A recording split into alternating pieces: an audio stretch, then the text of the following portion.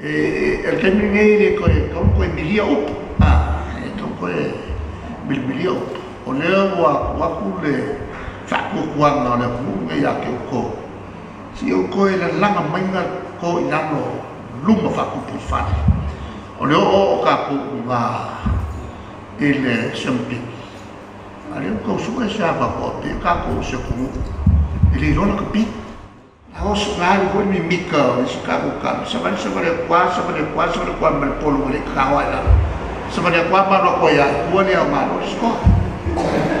Bila na ui tu mình còn bên đây tu ở trái bên đó còn cái cọc tu ở trái ở sau bờ ốc mình là đi lấy cam chơi để ăn bên đây ở lục kia cũng pas mình nào giờ phải muốn được của của phi giờ là phi của sản thôi là na mà sản ở cái calo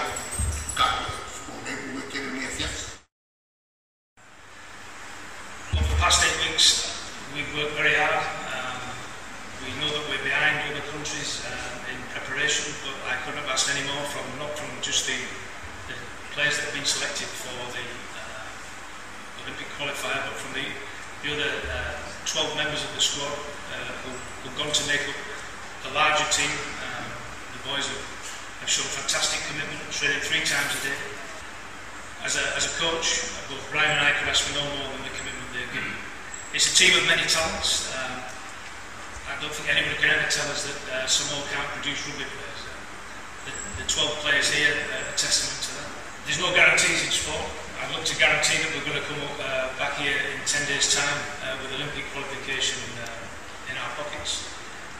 The only thing I can promise is that this team, having watched them in action in Fiji last week, will literally bleed blue and will give everything they've got, and I'm confident that with the talent and the commitment they have, they'll come very close, if not to winning it, then to pushing the eventual winners all the way.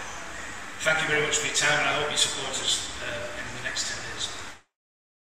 Uturayatu le ava man falal very leo fatwa fa imsui yo kulenga sunga le fa ya ma ya denge fio ya muliam tele ya fa per kulenga ya man ka tele me ma to awe mo le to ma to fa tele mo mo ma to fa ti ma inga le ti ma inga la fio ma te fono ti ma inga fa tama le ai ti ma inga fa tama le tunu ti ma inga fa te fono le yo le pi ia tapsi ia lo funia le tua ina ia fao fil fao I ma fao alu fanau ia wale tawina mato le a fa mamoi la saunya tu iai mato fa tai foi pa ia man malu le tunu tar sanga lo molia ia macapo inga tenyu mato fai malanga tuai ia tadia le mato au ia fai tioma fao tuanga le wale no lumole tato au le talo tuai ia on sai mana